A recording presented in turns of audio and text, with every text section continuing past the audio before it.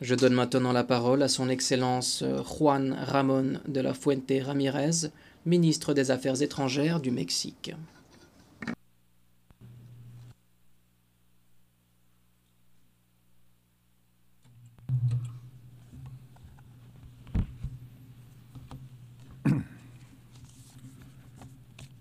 Señora Presidenta, Madame la Présidente, Excellences, le temps des femmes est venu. Et le Mexique l'a montré très clairement, avec l'élection à une majorité écrasante de Madame Claudia Sheinbaum Pardo, la première présidente de notre pays. C'est pour moi un honneur de participer à cette assemblée en son nom et de faire résonner la voix d'un gouvernement qui consolide dans les faits la transformation de la vie publique au Mexique. Je viens d'un pays qui est né entre la sagesse, le courage et la dignité de ses peuples autochtones. Un pays à l'histoire politique féconde, jalonné de héros et de héroïnes extraordinaires qui ont bâti un pays libre, indépendant et souverain. Et aujourd'hui, il faut maintenant le dire, un pays de plus en plus prospère, à la prospérité partagée. Le peuple mexicain est un peuple fraternel, à l'intérieur comme à l'extérieur de ses frontières. Il en a fait la preuve en tant que membre actif et responsable de la communauté des Nations Unies, en défendant toujours la dignité et les droits des individus et des nations éprises de paix, dans le plein respect de l'égalité souveraine de tous les États. Le moment historique que nous vivons au Mexique, sous la houlette de notre première femme présidente, plonge ses racines dans un mode de pensée que nous avons appelé l'humanisme mexicain. Le chemin que nous traçons depuis maintenant 7 ans est clair et il a un but universel: consolider toute une société à travers la démocratie, la liberté, l'égalité et la prospérité partagée, pour le bien de tous et avant tout des plus pauvres.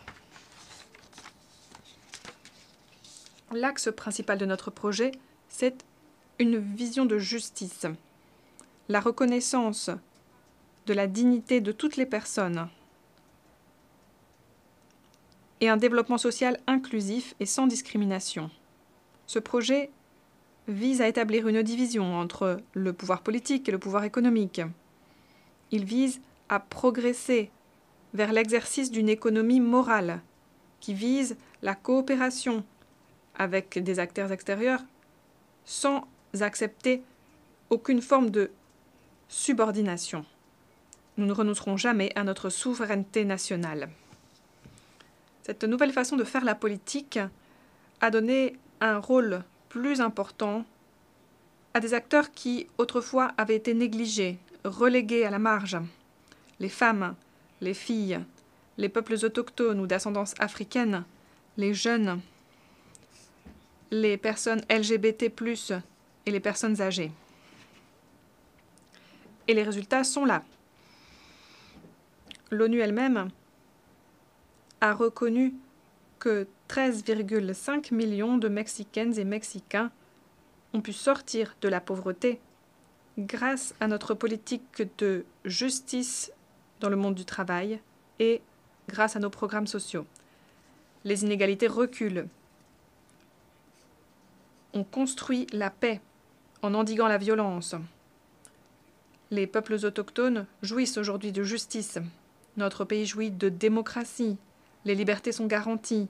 La pluralité et le droit à exprimer une opinion contraire sont respectés. La justice fait peau neuve. Et aujourd'hui, une personne autochtone préside la Cour suprême de justice. Nous avons lancé un programme de reforestation qui est le plus ambitieux au monde, avec 100 milliards d'arbres semés. Les jeunes et les enfants sont incorporés aux programmes sociaux. Ils sont scolarisés. Les personnes âgées bénéficient d'une retraite universelle garantie. Et les femmes exercent le pouvoir. Voilà certains de nos atouts, certaines de nos réussites, grâce à cette 4e transformation de la vie publique au Mexique.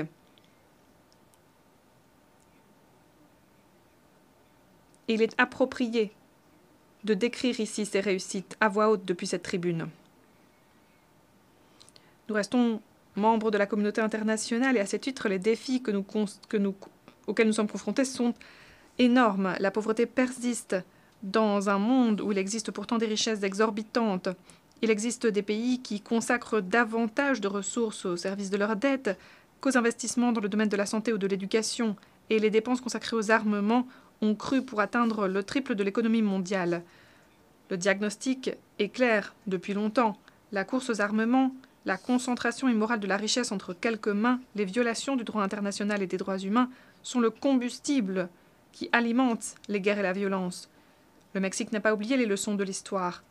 Voilà 80 ans, nous avons contribué à créer l'Organisation des Nations Unies. Nous sommes convaincus en effet qu'en tant que nation, nous avons une obligation morale, à savoir contribuer à éviter le fléau que sont les guerres. Ce n'est pas un hasard si les buts et principes de la Charte des Nations Unies se retrouvent en grande partie dans les principes constitutionnels de notre politique étrangère.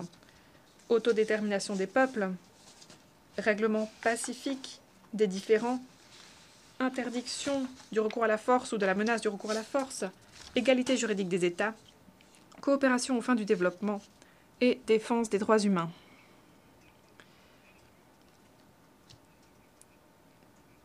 Je ne vais pas être exhaustif, mais j'aimerais, si vous me le permettez, partager avec vous des idées qui pourraient contribuer à mettre sur une meilleure voie la communauté internationale.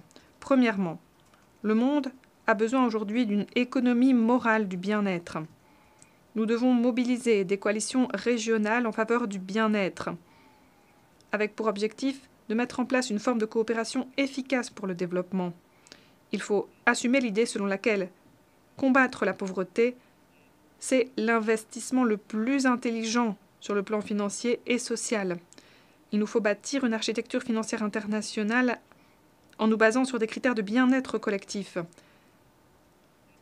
et un commerce reposant sur des règles claires avec partage des bénéfices entre tous les peuples. Deuxièmement, la paix doit être bâtie du bas vers le haut. Pour garantir le bien-être, nous devons nous atteler aux causes structurelles de la violence. Souvent, le règlement des différends commence au sein des foyers. Il se poursuit dans les écoles, à travers un emploi digne, avec un salaire juste et des formes de sécurité sociale, pour permettre l'inclusion de toutes et tous au sein du tissu social. La communauté internationale doit se pencher avec esprit critique et en réfléchissant de façon innovante aux possibilités des jeunes aujourd'hui, sur leur perspective. La communauté internationale doit également mettre un frein à la course aux armements, pas seulement les armes nucléaires. Je pense ici aussi au trafic illicite d'armes à feu et aux dépenses faramineuses consacrées aux armements qui alimentent en fait la pauvreté et exacerbent les conflits. Face à la prolifération des armes, il faut opposer la politique, la médiation, la diplomatie, le droit et le dialogue. L'Organisation des Nations Unies doit jouer un rôle bien plus actif dans la prévention et le règlement de ces conflits. Le multilatéralisme doit devenir de nouveau l'espace où l'on discute des controverses. Ce qui m'amène à une troisième idée. Il faut revendiquer l'importance du droit international ainsi que des droits humains. Si nous voulons véritablement éviter la prolifération de conflits qui ont des conséquences néfastes sur la vie et la dignité des personnes, nous devons respecter le droit international. En ce compris le droit international des droits de la personne et le droit international humanitaire. Que ce soit au Moyen-Orient, en Europe, en Afrique, en Amérique latine, ou n'importe où sur notre planète, le tribut des guerres est intolérable. En outre, toute guerre risque d'entraîner une escalade encore plus redoutable, pouvant entraîner des conséquences profondément catastrophiques à l'échelle internationale. Les guerres à Gaza, en Ukraine ou n'importe où ailleurs doivent prendre fin dès maintenant. Jamais nous ne cesserons de lancer cet appel vibrant, un appel urgent au cessez-le-feu, pour toujours trouver une solution négociée avec la participation de tous les acteurs directement impliqués.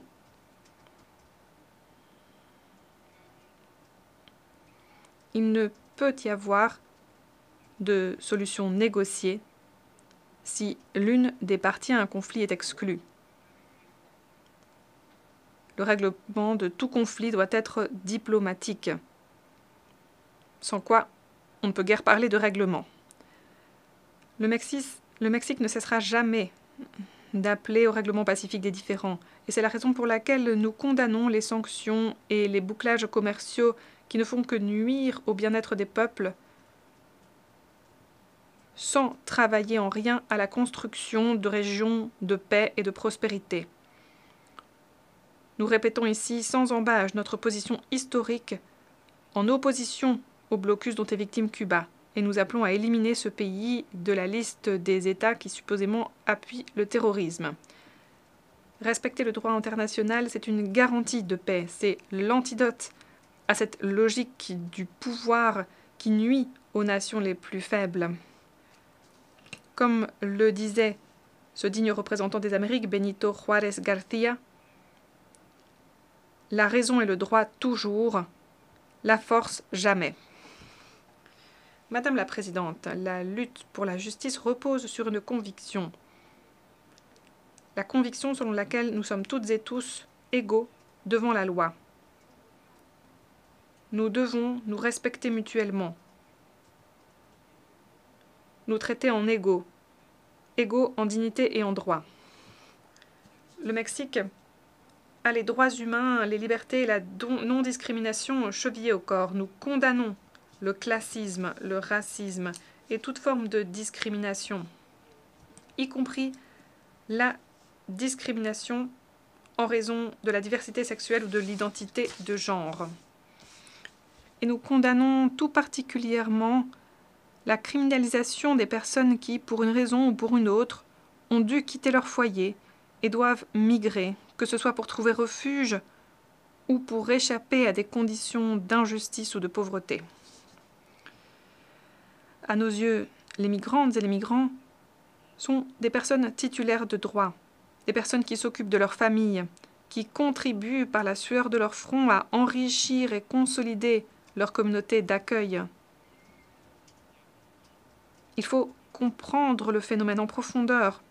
Se pencher sur ces causes structurelles, c'est la seule façon de progresser vers un mécanisme de collaboration internationale et régionale pour progresser vers une mobilité qui soit plus sûre et ordonnée. Je le dis ici sans équivoque. Le Mexique ne cessera jamais de veiller à la protection des Mexicaines et des Mexicains qui se trouvent à l'extérieur de notre pays et qui méritent tout notre appui et toute l'assistance nécessaire. Et dans ce cadre de justice et de défense de droits, nous voulons inscrire la lutte pour les femmes et pour l'égalité de genre.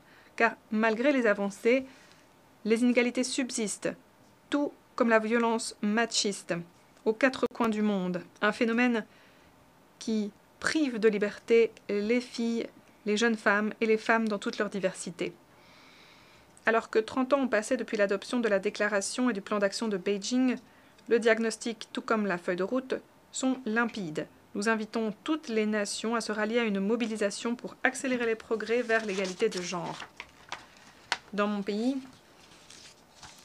nous avons changé les mentalités et ce changement a été intrinsèquement lié à la lutte pour l'égalité de genre. Aujourd'hui au Mexique, nous jouissons de la parité au sein du pouvoir législatif comme judiciaire et les politiques publiques sont conçues à travers une perspective de genre stricte. C'est inscrit dans notre Constitution. Madame la Présidente, Alors que 8 décennies ont passé depuis sa création, l'ONU doit reconnaître qu'elle est à la croisée des chemins. Elle ne peut se permettre de devenir caduque. Elle doit de nouveau s'imposer comme une institution qui contribue à contenir les guerres, à prévenir les pandémies, à bâtir des discours qui fassent naître des politiques publiques favorables à la dignité humaine. Nous pensons que l'ONU doit de nouveau revendiquer ses principes et ses objectifs, revenir à ses bases fondamentales, à savoir le maintien de la paix et de la sécurité internationale, le développement durable et la protection et promotion des droits humains. Il faut remettre sur la bonne voie ces objectifs. Tout doit tourner autour de cette mission, depuis l'exécution du budget jusqu'au réexamen des milliers de mandats que nous avons confiés au secrétariat, dont une bonne part n'ont plus beaucoup de valeur aujourd'hui. La légitimité de l'ONU dépendra à l'avenir de plus en plus de ses capacités de riposte aux défis redoutables auxquels le monde est confronté. Nous espérons que la prochaine secrétaire générale, et nous espérons qu'il s'agira d'une femme et d'une femme de notre région,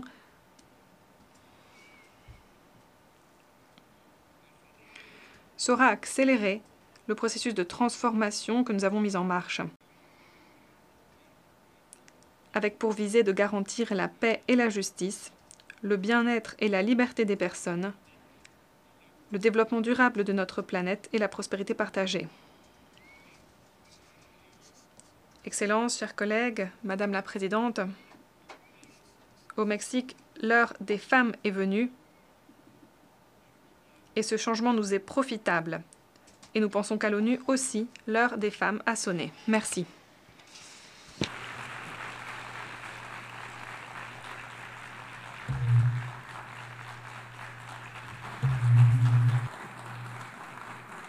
Je remercie le ministre des Affaires étrangères du Mexique. Je donne maintenant la parole à